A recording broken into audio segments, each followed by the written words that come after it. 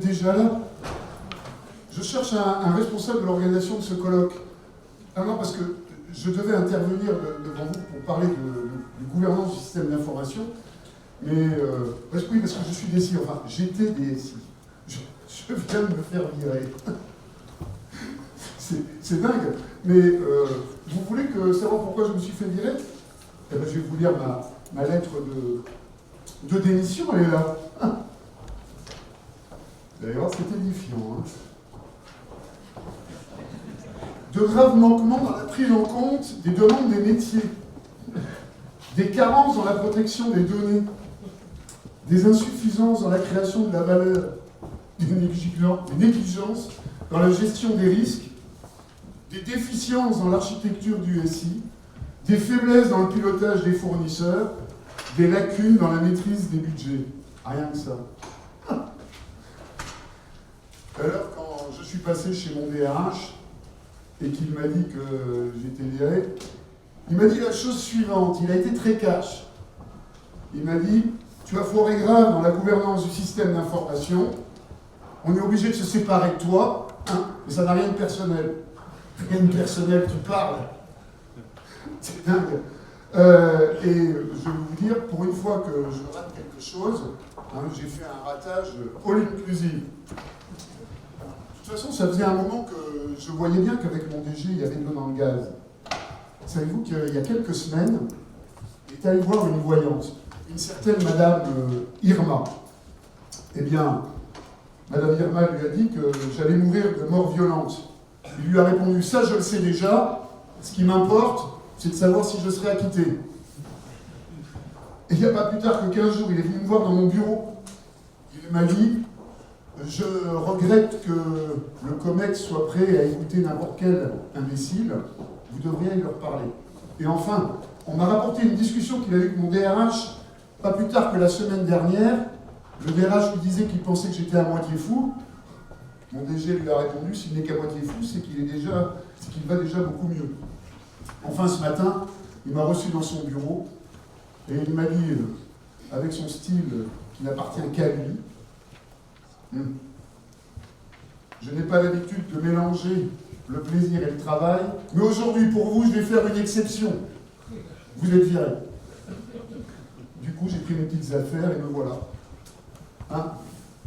Si on m'avait dit qu'un jour, je serais viré à cause de la gouvernance, je ne l'aurais jamais cru. D'abord parce que je n'y ai jamais cru à la gouvernance. Vous y croyez, vous? Ben, pas moi. Hein? Dans les années 90, on a commencé à s'occuper de la gouvernance des systèmes d'information. On a mis dans la tête des gens que c'était la gouvernance qui allait créer la valeur pour les actionnaires. Vous vous souvenez certainement de ce merveilleux numéro de duettistes américains, Sarban et Oxley. Eh bien, c'est eux qui nous ont pourri la vie. Mais je ne suis pas tombé dans le panneau de la gouvernance du système d'information. D'abord parce que j'y ai jamais cru, je vous l'ai déjà dit. Mais ensuite parce que dès qu'on y met le petit doigt dans la gouvernance, c'est tout le bras qui part, et le reste également.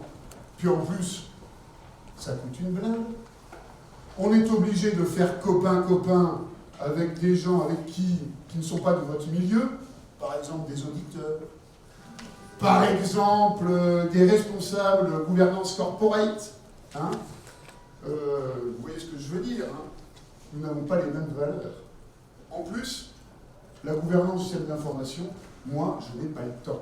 Je ne sais pas ce que vous en pensez, mais ça prend un temps dingue. De toute façon, la gouvernance, on peut s'en passer.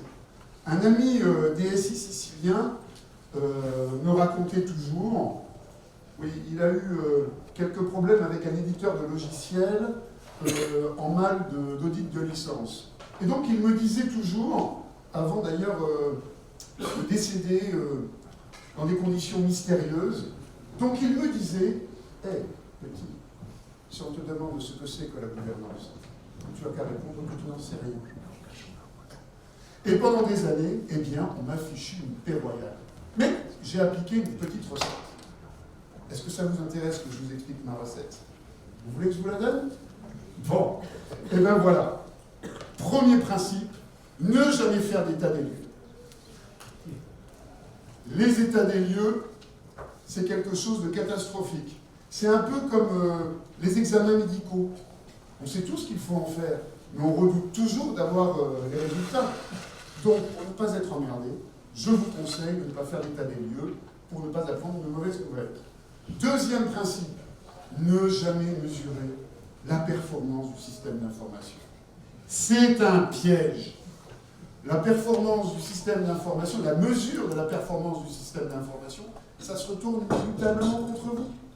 Tout ce que vous pourrez dire sera retenu contre vous, à côté de vous, devant vous, derrière vous, oui, mais surtout derrière vous. De toute façon, je vous rappelle ce fameux principe de la poussée d'archi en merde. Hein? Tout DSI plongé dans la gouvernance subit une pression désagréable du haut de la hiérarchie vers le bas, qui est égale au poids du volume de processus déplacés. Et puis alors attention, la mesure de la performance, c'est une drogue dure que vous injectez directement dans le cerveau de votre DG et de votre DAF. Quand vous commencez, ils ne peuvent plus s'en passer. Et ils en demandent toujours plus. Et là, si vous faites ça, vous vous comportez comme un dealer. Troisième principe, gagner du temps. Expliquer que la gouvernance est une affaire beaucoup trop sérieuse pour la traiter à la va-vite. Non, il vaut mieux la traiter à la va pas trop vite, voire à la va doucement, tu ne seras pas payé plus cher. Principe bien connu dans certaines de nos organisations.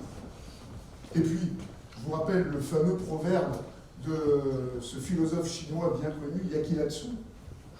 Il ne faut pas confondre vitesse et précipitation, surtout par jour de pluie et par chaussée glissante. Et oui, parce que sinon on risque la sortie. Enfin, quatrième principe, eh bien, il faut faire illusion. Faire illusion en produisant un minimum de mesures, un minimum de résultats permettant de montrer ou de faire croire que vous prenez la gouvernance au sérieux. Alors moi j'ai trouvé le truc. J'aurais dit chaque année un rapport très, mais alors très épais, bourré de chiffres. Hein.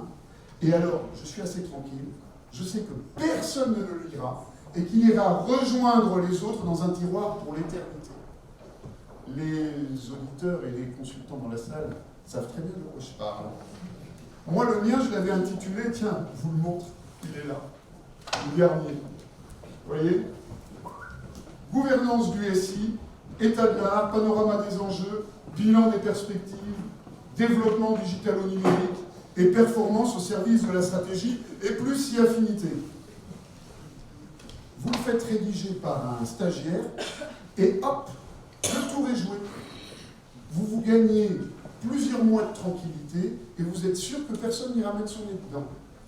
Ah, c'est un conseil quand même. Le stagiaire, il vaut mieux le virer à la fin, pour ne pas laisser de traces.